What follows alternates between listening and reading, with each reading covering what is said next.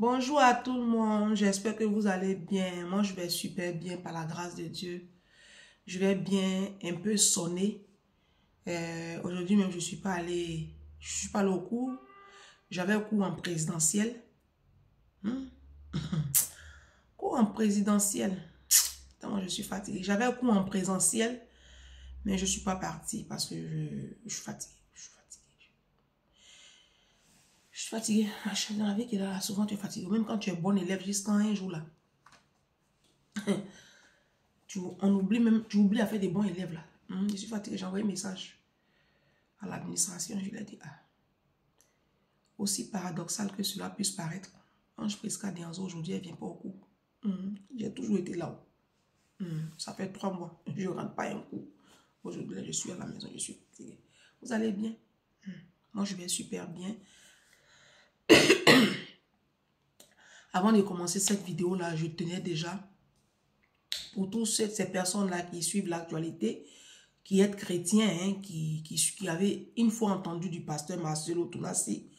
Vous avez appris avec nous la terrible nouvelle hier, via les réseaux sociaux, du décès de son épouse Blanche.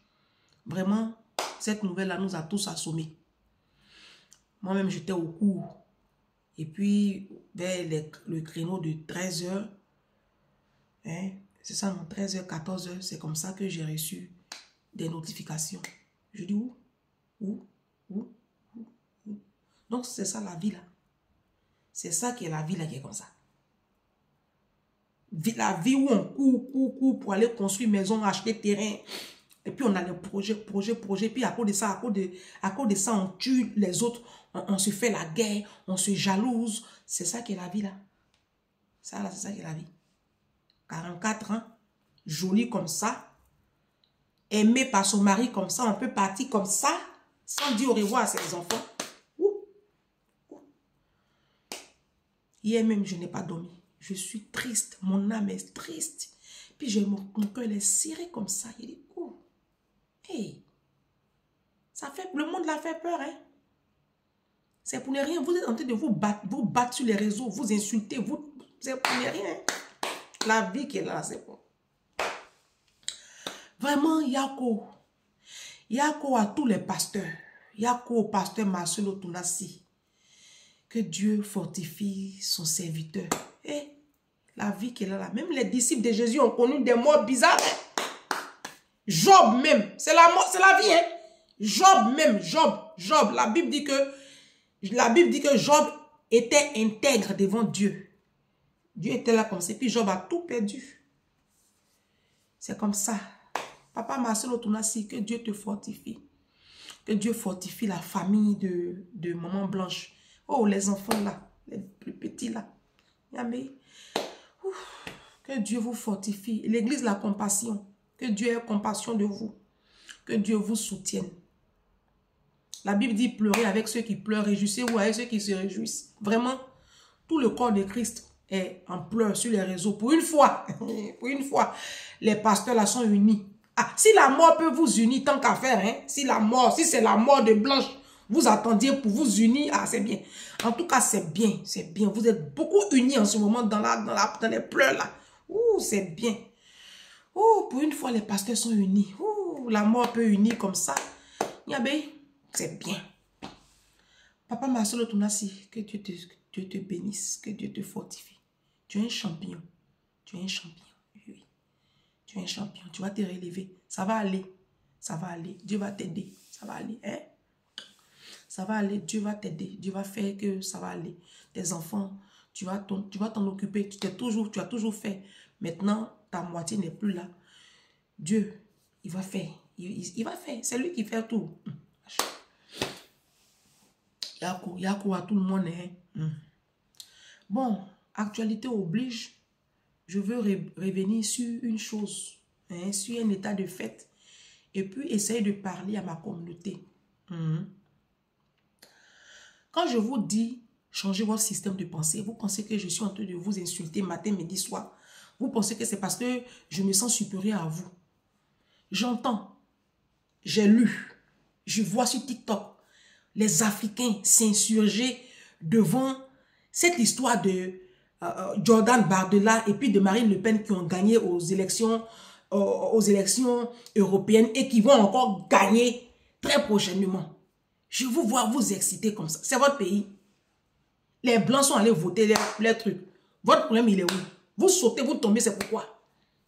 C'est votre pays. Moi, je ne vous comprends pas, vous les Africains de la diaspora, là. Afin même qui n'est pas pour vous, vous avez chargé.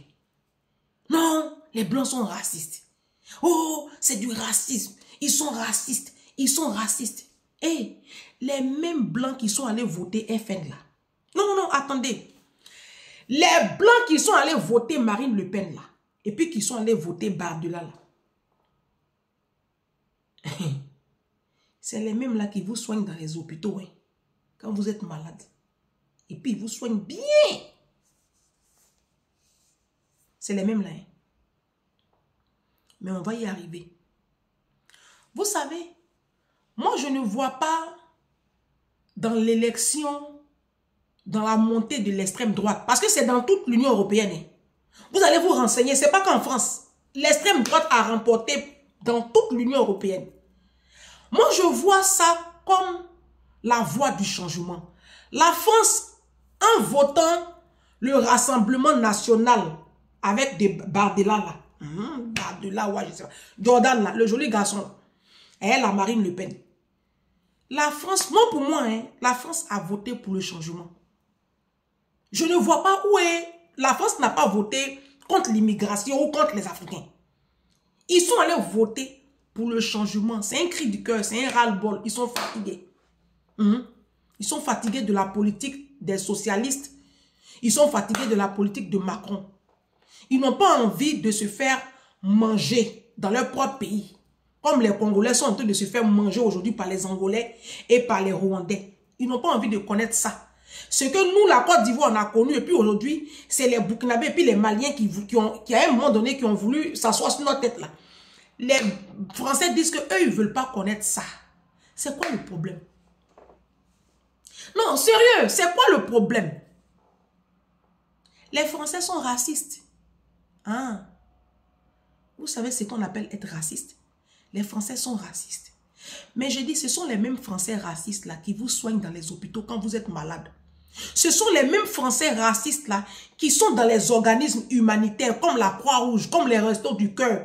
Et puis vous partez faire rang. Et puis ils sont là et puis ils vous font du sourire. Ils sont souriants avec vous. Ils vous posent des questions sur votre bien-être. Et puis ils sont soucieux de ce que vous allez donner à manger à vos enfants. Quand vous quittez vos pays où vos présidents n'ont rien créé dans vos vies. Et puis vous mourrez dans l'eau pour venir ici là. Ce sont les mêmes Français là, racistes là, qui sont en train de vous nourrir au resto du cœur. Ce sont les mêmes Français racistes là, quand vous arrivez, qui ne veulent pas vous voir traîner sous les ponts et puis qui vous trouvent des logements d'urgence. Ce sont les mêmes Français racistes là.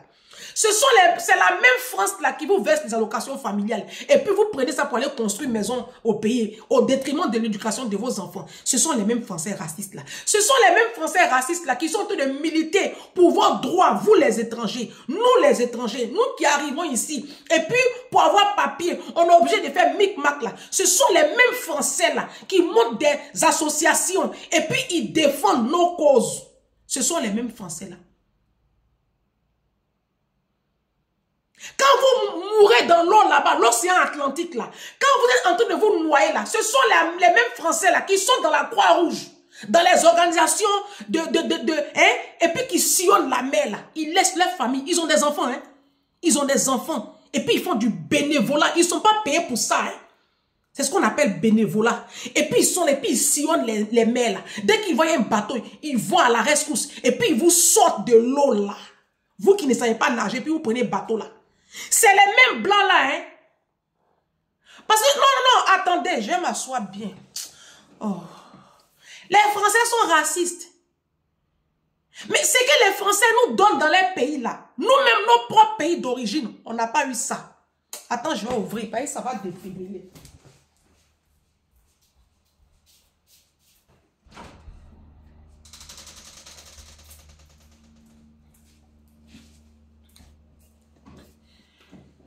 C'est les mêmes Français là, vous traitez de racistes là. C'est les mêmes Français là qui éduquent vos enfants à l'école. Hein. parce que vous avez démissionné, qui donnent l'éducation à nos enfants à l'école, c'est les mêmes Français là. C'est les mêmes Français là qui vont en Afrique. Qui vont en Afrique. SOS médecins. Quand vos enfants ont des maladies congénitales et ils naissent avec des déformations ou des maladies chroniques, et puis vos autorités, nos autorités incompétentes, égoïstes et sorciers, qui eux, ils ne peuvent pas ouvrir des hôpitaux, bien les équiper. Et puis quand eux, ils sont malades, ils viennent se soigner ici en France. Et puis nous, quand on est malade, parce qu'on est pauvre, on meurt là. Quand on met nos enfants au monde, et puis ils ont des maladies façon. C'est les mêmes blancs là, que vous traitez des racistes là. C'est eux qui vont chercher nos enfants malades en Afrique, au Mali, au Burkina, en Côte d'Ivoire, au Congo, en Centrafrique, quand il y a des cas d'extrême là, et puis on les emmène ici chez des parents tuteurs, et puis on les opère. Et puis on les opère, et puis quand ils retrouvent la santé, 3 mois après, on les reprend, on les emmène. C'est les mêmes Français là. Non, attendez. Les Français, vous traitez des racistes là. Vous les traitez des racistes. Mais à la fin du mois, vous checkez compte de la CAF.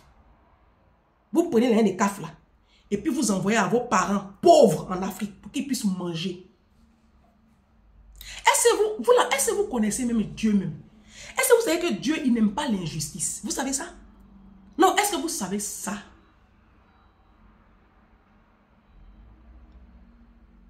Moi, je ne peux pas traiter les blancs des racistes. Il y a du racisme en France. J'ai été victime de racisme. D'accord? Il y a du racisme en France. Mais de là à dire que la France est raciste, c'est là je ne suis pas d'accord avec vous. Parce que le racisme, ça existe partout. Même en Afrique, nous aussi, on est racistes. Les Tunisiens sont racistes. Les Marocains sont racistes. Les Algériens sont racistes. Les Ivoiriens sont racistes. Oui, les Ivoiriens sont très racistes. Mais on ne peut pas dire que toute la Côte d'Ivoire est raciste. C'est là je ne suis pas d'accord avec vous. Sinon, il y a des individus partout qui ne sont pas...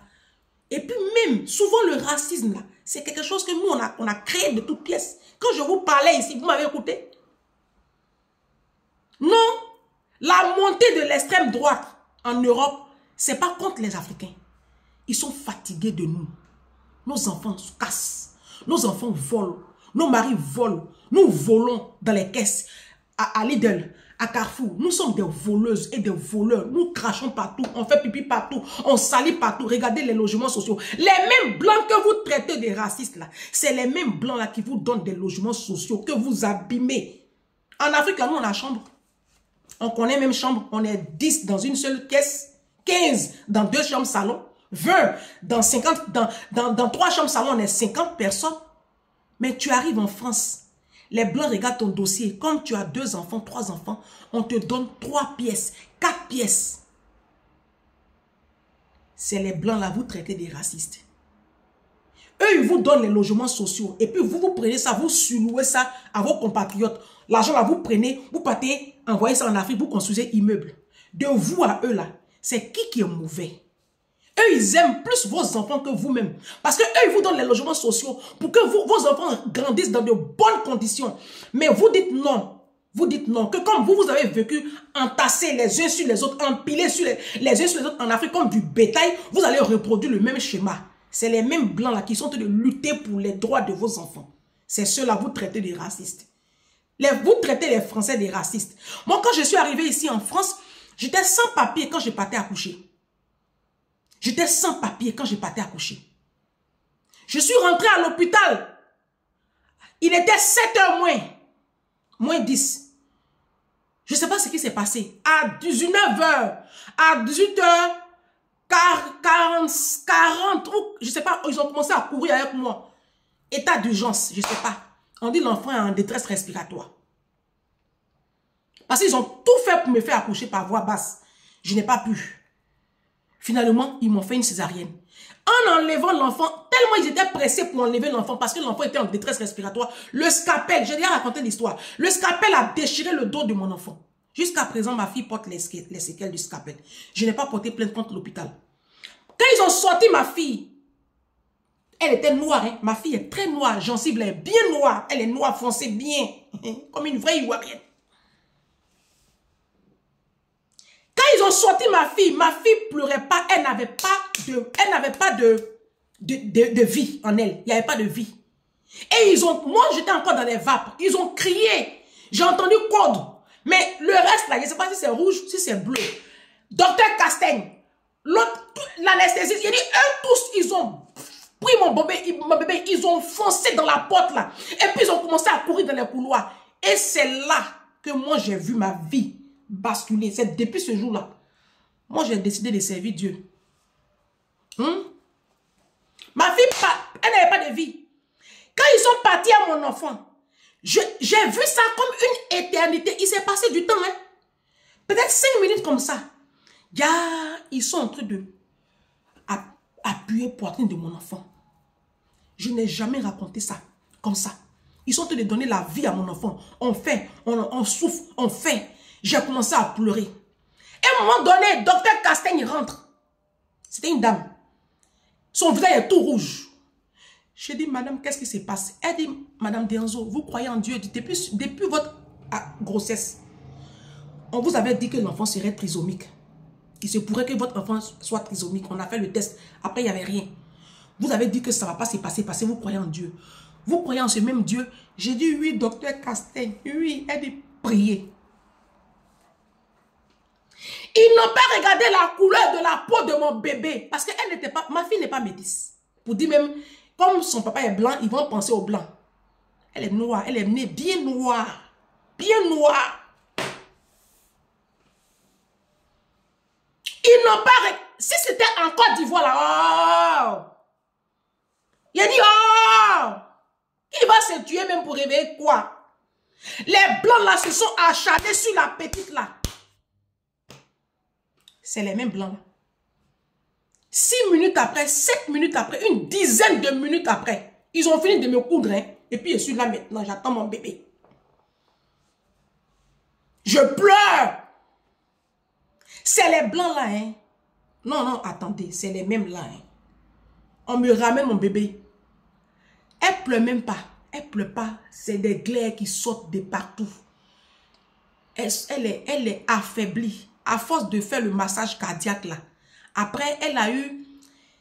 Il y a eu un petit problème. Mais après, ça s'est passé. Il y a eu des suivis. Tout est rentré en ordre. Elle va très bien. C'est les blancs là. Ils n'ont pas regardé la couleur de la peau de mon enfant. Quand vous partez à l'hôpital là, les blancs là ne regardent pas la couleur de votre peau. Vous n'avez souvent pas les papiers. Vous avez juste l'aide médicale de l'État. Mais ils vous donnent les soins. 1 centime, vous ne payez pas. Mon accouchement ne m'a pas coûté 5 francs. Je n'ai pas payé. Dans mon pays, ma fille mourait. Alors, ce que nos propres pays n'ont pas pu faire pour nous, et puis on a fui pour venir ici, là. Parce que moi, j'ai fui pour venir en France. En 2008, c'était le pouvoir de Laurent Gbagbo qui était là-bas. C'était la merde. La FESI faisait la loi sur les campus. Et puis j'ai fui mon pays, la Côte d'Ivoire, pour venir me réfugier en France. Oui, ils ont les lois. Oui, elles sont drastiques, mais c'est les pays. Soit on les respecte, soit on dégage. La France n'est pas le seul pays au monde. Si tu es fâché, faut partir de la France. Retourne au Mali, retourne à Abidjan, retourne au Cameroun. Tu es fâché? Tu es fâché, mais tu n'as pas un pays d'origine? Faut leur donner le passeport rouge Bordeaux là. Donne-leur le passeport. Et puis retourne dans ton pays et puis on en reparlera. Ce que nos pays n'ont pas pu faire pour nous. On vient ici. Les blancs nous donnent tout. Jusqu'à nous donner des logements. Qu'on laisse dans des états de précarité avancée. On vient dans le pays des gens. Et puis ce sont nos enfants qui cassent les pays, qui détruisent les pays. Vous voulez qu'ils fassent quoi? Vous-même là, si on vous fait ça là, vous allez aimer. Vous les Ivoiriens là. Si on vous fait ça, vous allez aimer. Vous allez aimer. Ce n'est pas vous qui demandez aux Maliens, aux Burkinabés de quitter la Côte d'Ivoire. Pourquoi vous faites ça? Le Dieu que nous prions, c'est un Dieu de justice. Faites beaucoup attention à Dieu. Hein. Le Dieu qu'on prie là, c'est un Dieu de justice. Hein. Arrêtez de taxer les Français de racistes. Arrêtez, parce que c'est de l'injustice. Il y a du racisme en France. Mais de là à traiter toute une nation de racistes, c'est de l'injustice. Et la Bible dit que les injustes n'hériteront pas le royaume des cieux.